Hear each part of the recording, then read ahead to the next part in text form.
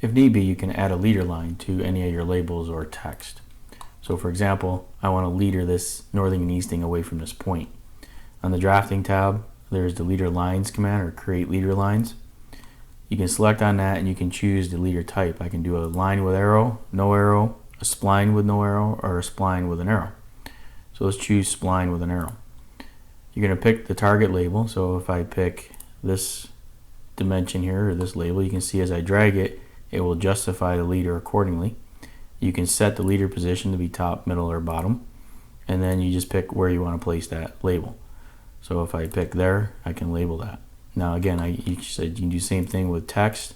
So if I was to pick a piece of text such as this one, you can see that I can move that one around.